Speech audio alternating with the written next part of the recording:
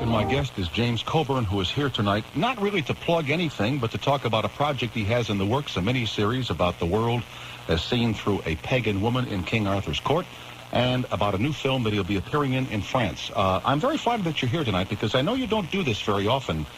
I love the commercial where the lady on the plane said, "Okay, Jimbo."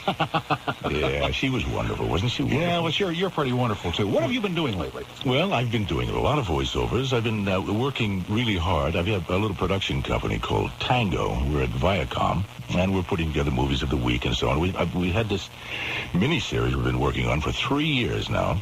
It's a book by Marion Zimmer Bradley called The Mists of Avalon. Mm-hmm. Rita Mae Brown did the screenplay for it, and it's 4 hours, and it's a great story. It's about those ladies in King Arthur's time that I never knew anything about. You know, the Lady of the Lake and Morgan Le Fay. They seem to be kind of demonic and strange ways. They appear, and I never knew who they were. Mm-hmm.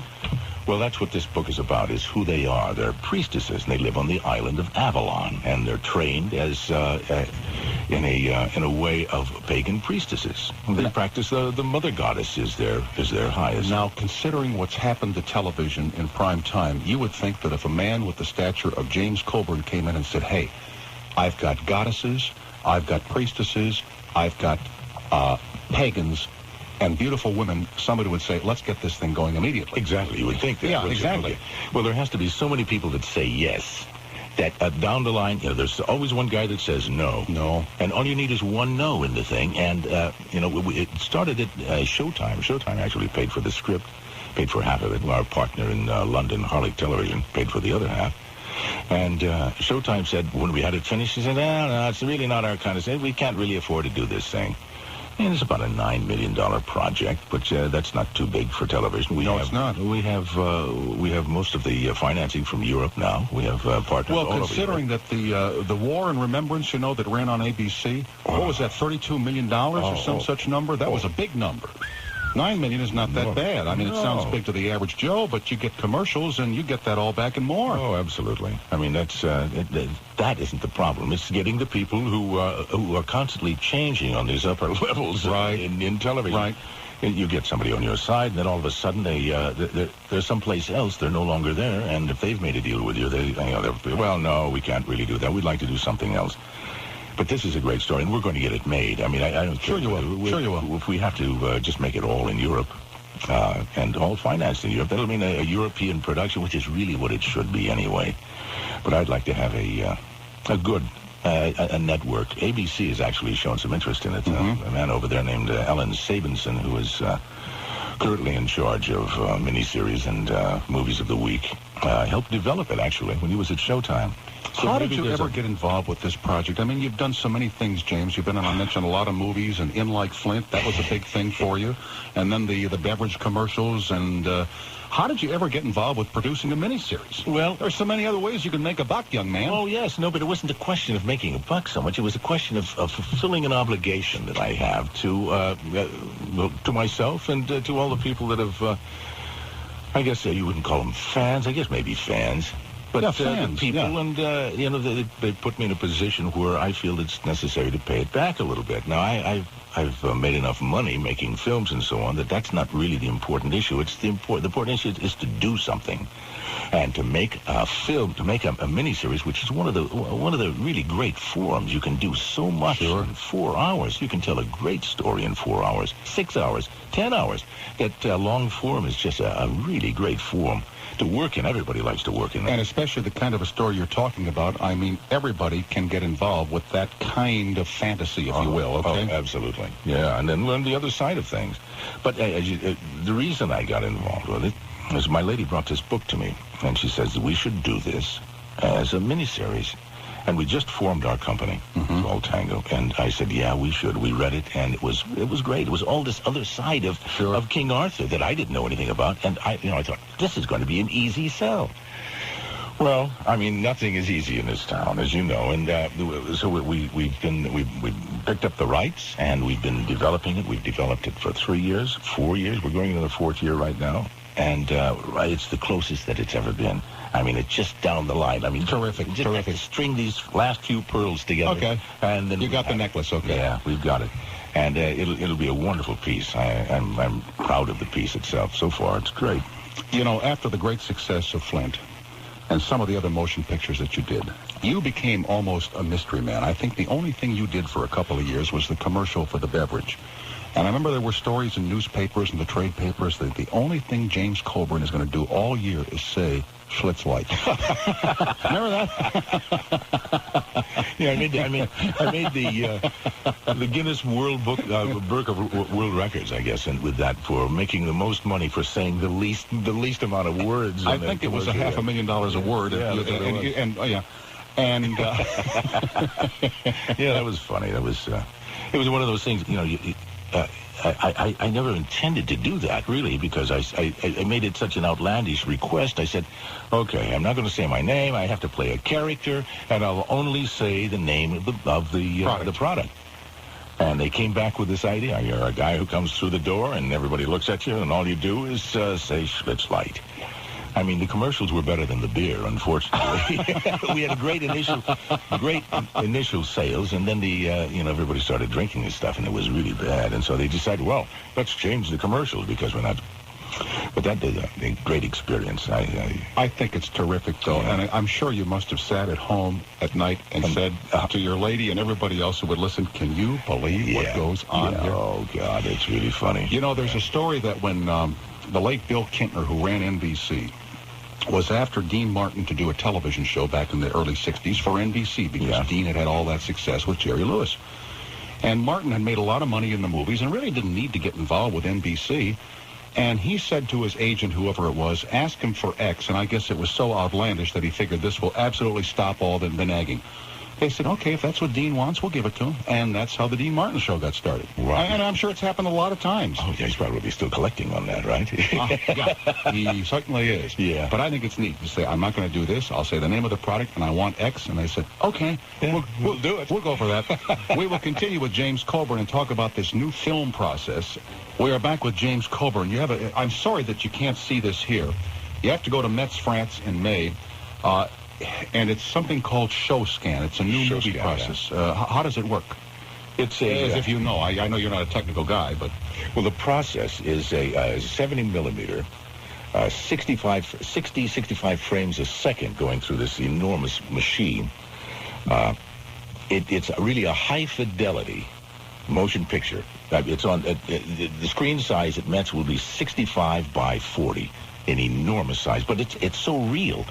Well, I know because the screen swallows you up, and you have peripheral vision and 3D effects and super stereo sound. Oh yeah, it's all of those things. But there are two or three processes that I've heard about. This Cinemax, I think it is the one that it's at. There's one going on at the Smithsonian. They have it also at Chicago Science and Industry, and then they have it at Disneyland. Disneyland, yeah, that process. That's what's it, Captain EO, the Michael Jackson thing? Yeah, I think so. It's a little different process than this one. That's more conventional, I think. This one was developed by Doug Trumbull, who did he was the special special photographic effects artist that designed all of the Stanley Kubrick's films. For 2001, the original one. And he made all of these machines, and he's developed this Showscan process. Well, it's a hard process to work in because it takes up so much. You have 12-minute reels, and to learn to work in 12-minute reels, I mean, you have to, Sure. I understand. You have to learn a lot of lines because we're used to doing it over show. Do 3 and 4 minute takes, and that's it. But to do a 12-minute take requires a different kind of technique. It's almost a stage technique that's necessary. And it's not even like television because it's so big. You're walking across this stage that's as big as a stage.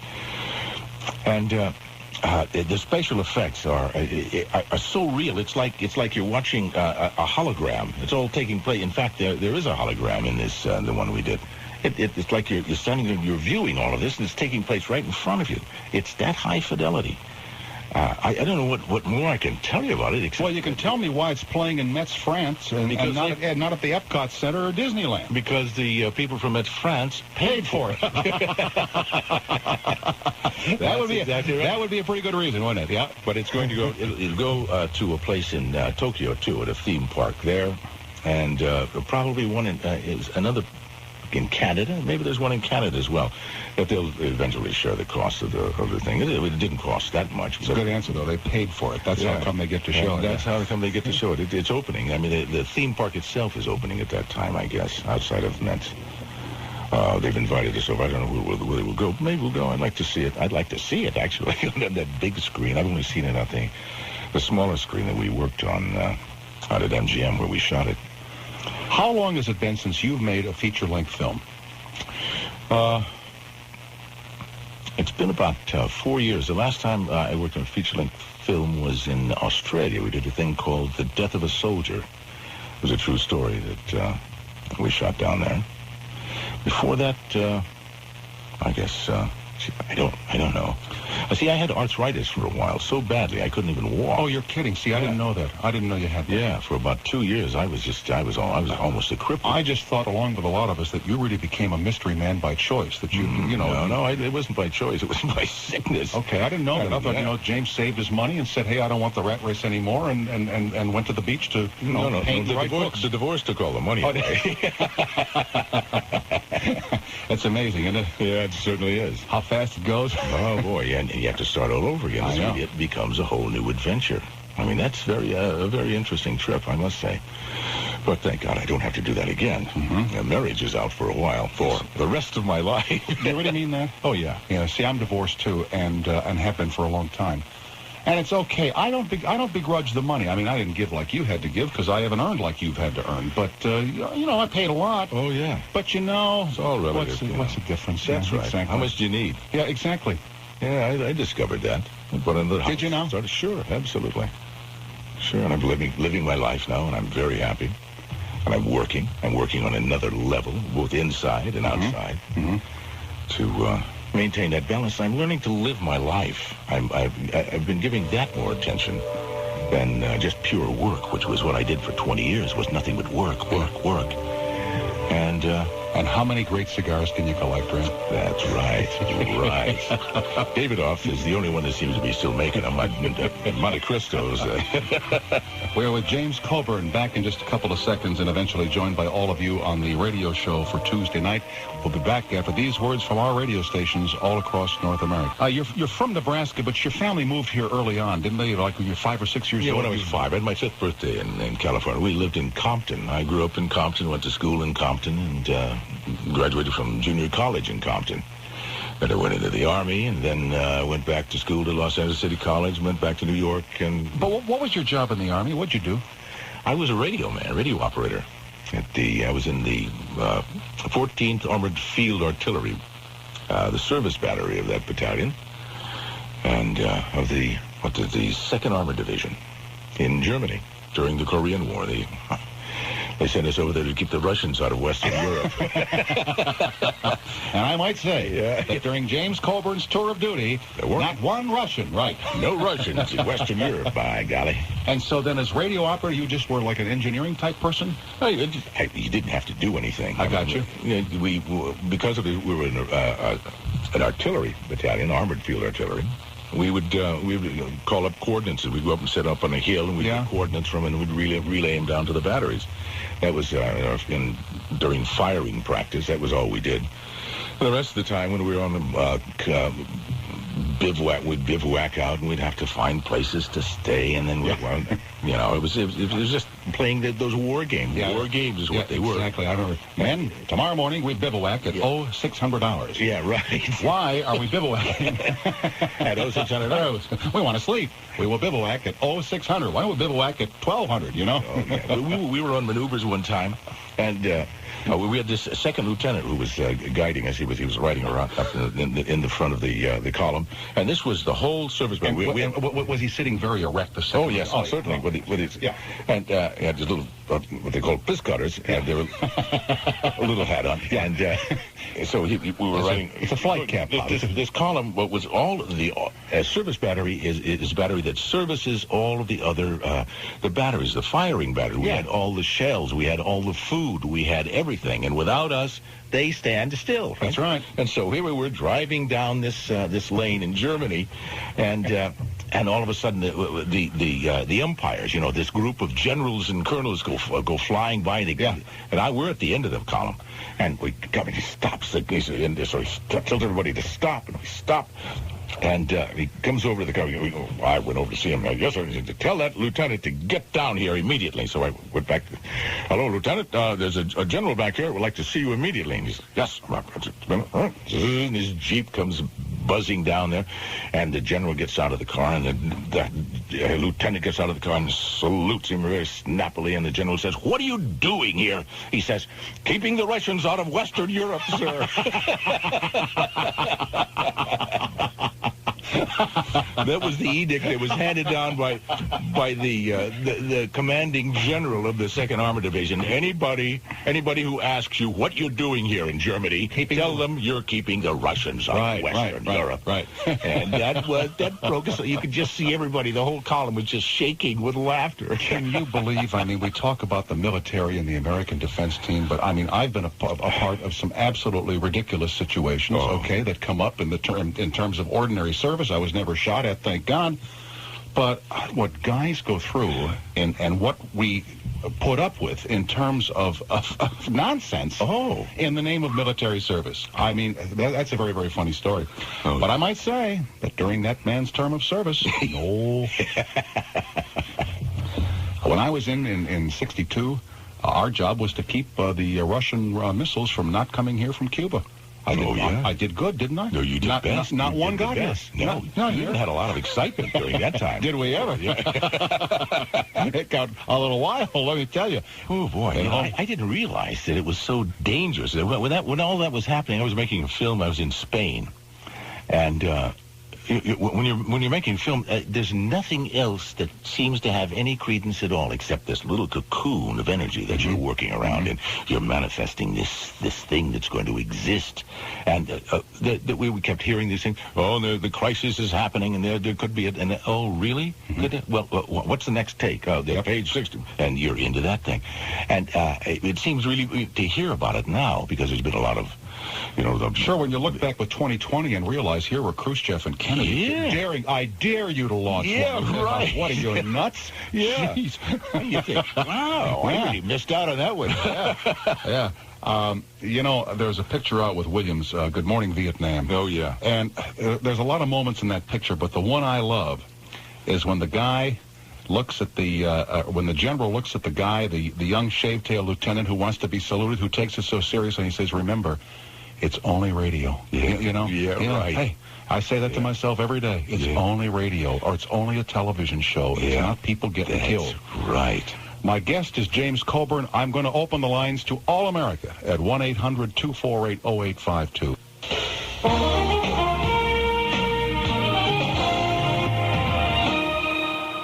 We are back on the air with James Coburn, and here is Kate, who joins us tonight from Minneapolis, Minnesota. Hi, Kate, you're on the air. Gosh, I'm first. Yes, you are. Oh, I'm so excited. If you keep talking, you'll also be last. It's only a joke, Kate. Oh, okay. I'm really excited about the fact that you're doing the Mists of Avalon, because I gave it to my grandmother for Christmas, and I can't wait to get my hands on it when she's done with it. Oh, it's a great book.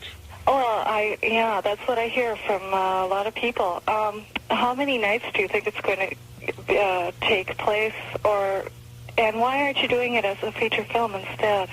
Well, because it's too big of a book. There's too much there. We considered doing it as a film, but a film would be limited to maybe 2.5 hours.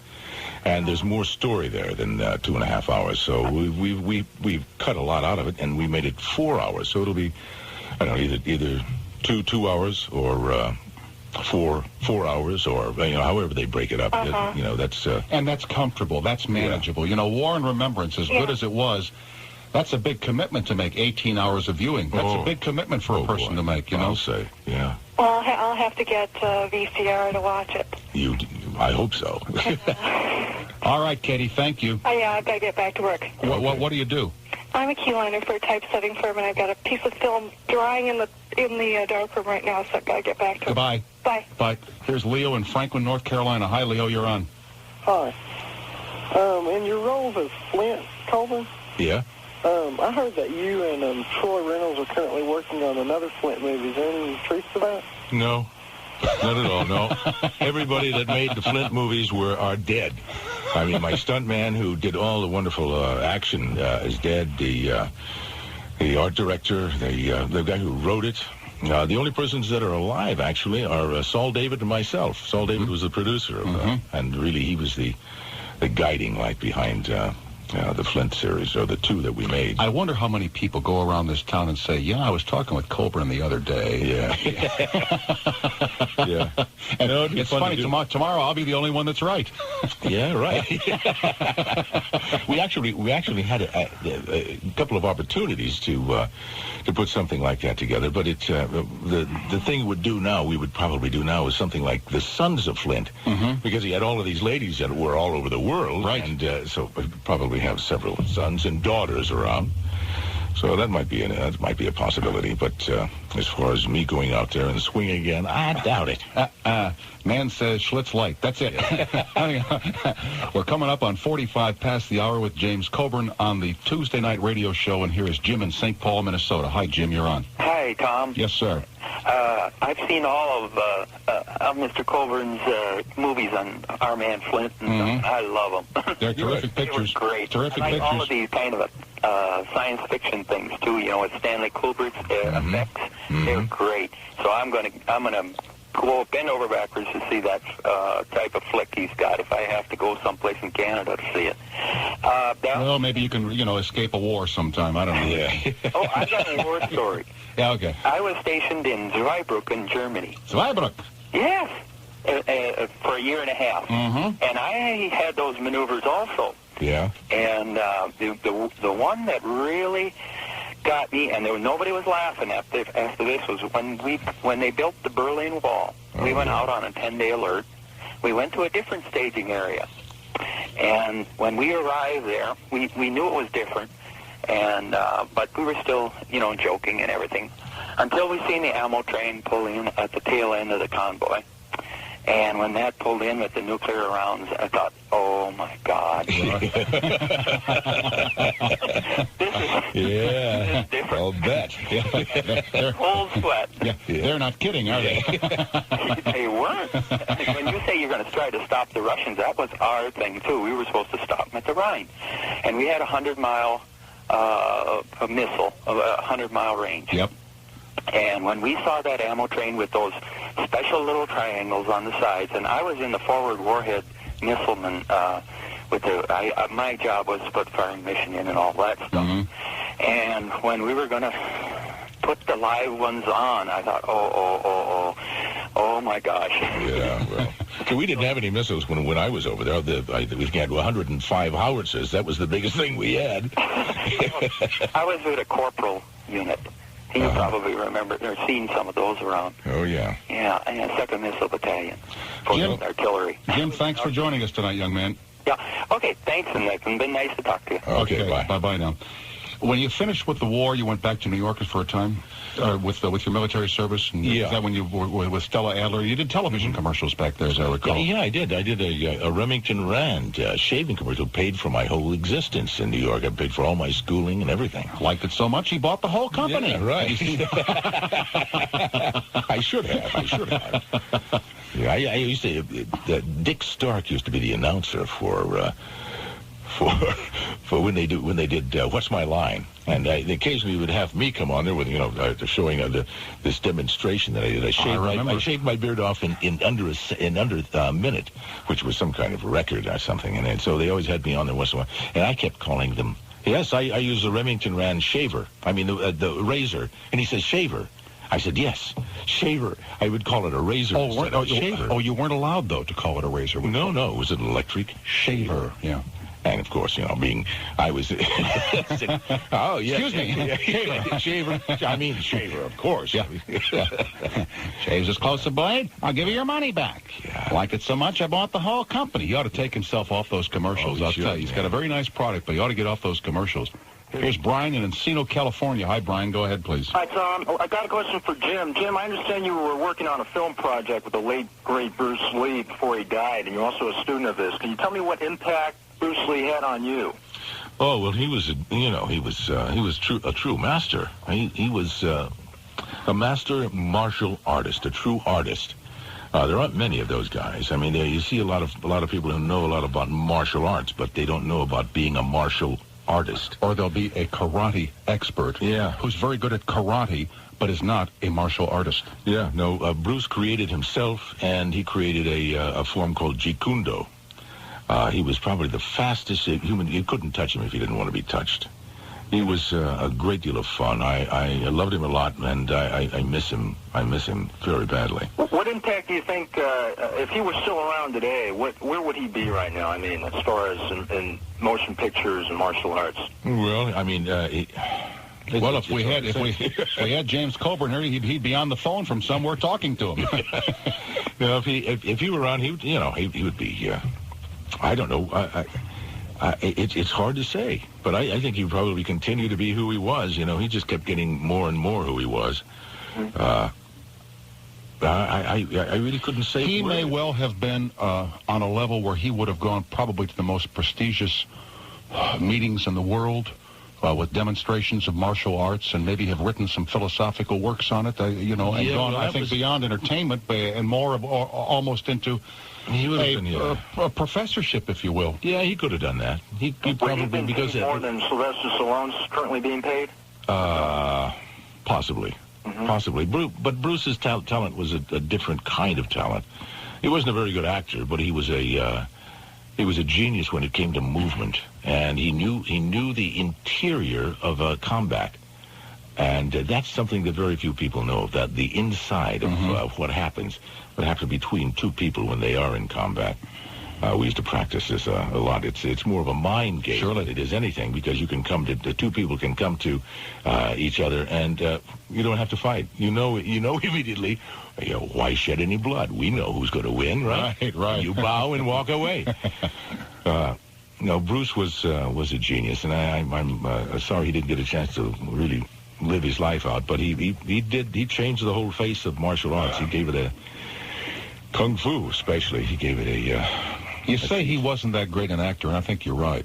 Yeah, no, he wasn't an actor. He didn't really. He knew how to play an action, but he played this arch.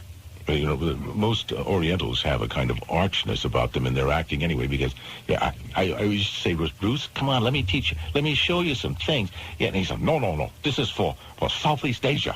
Yeah. He's for Southeast Asia only. He was a good teacher, too. I mean, he taught me a lot of things. Each of his tools. Years ago, I went back to Hong Kong and talked with a guy there named Run Run Shaw. Run Run Shaw, yeah. He was after Bruce, but... Yeah, it never happened. No, but the other guy got him. Yeah, but this was... Chow. Yeah, but what a big operation Run Run Shaw in Hong Kong. I mean, he turned out like hundreds of motion pictures a year. Oh, yeah. More than any of the great Hollywood showmakers back in the 30s. Run Run Shaw, and this was in the 70s and 80s. Run Run Shaw was making lots of movies in Hong Kong. I got it, and I don't want it because I don't know what to do with it when I get it. Here's Tom in Lisle, Illinois. Hello, Thomas. You're on the air. Hello? Yes, sir. Go.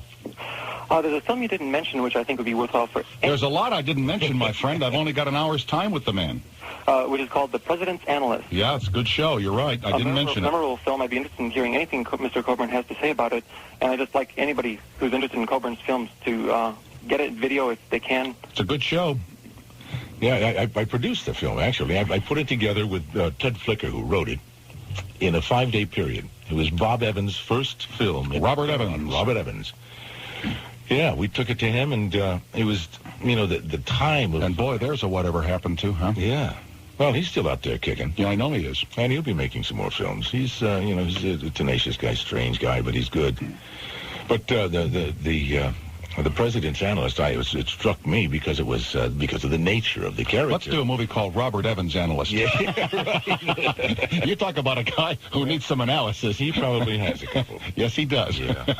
But he treated us very well at the time, and we got it on in 5 days. I took it to him, and 5 days later we had a deal. Now that's the fastest time I've ever heard of a film being put together. And I liked it. It strangely was. I thought we were a little late with it, but actually we were a little before the time of the thing. It was strange. We tried to incorporate all of the current vogue and everybody in it. Good show. It's a very good show. I enjoyed it. It was fun making. I mean, was there any particular question that you had about it? No, he just wants liner notes. Oh, I see. Thank you, Tom. You're welcome. Okay. Pleasure to have you on the air. Thank you, Tom. It's been my pleasure being on your show. That's okay. Yeah. There's Jim in Toledo, Ohio. Hi, Jim. You're last on. Go ahead. Good evening. How you doing? I'm okay, thanks. How are you? Great. Good. I just had a real quick question. The other night, one of the local TV stations had on the movie Magnificent Seven. Mm-hmm. And I think when you consider the cast and when you consider the script and everything, I personally really found that to be one of the best Westerns I'd ever seen. Oh, it's a benchmark movie. What's that? That's a benchmark movie, landmark movie. Yeah, I was just wondering what Jim thought about That's it. up there with Longest Day and The Great Escape and all the great features of this century. Yeah, no, the Magnificent Seven was a What was that? wonderful film to Sturgis work did on, that film? Sturgis, yeah, John Sturgis. Well, I mean, we had a great cast and a great script adapted from a great film by Kurosawa, The Seven Samurai. If nobody's seen that, that's a fantastic film. I just read it was currently out on video now, the 3-hour and 20-minute version, which is brilliant. I haven't seen that. It's good, huh? Oh, it's. Are you a video? Do you watch a lot? No, I really don't. I get these magazines though. AFI sends the magazine, and in the magazine they always have the good films, and they have a review of the films, and there's a whole group of Kurosawa films.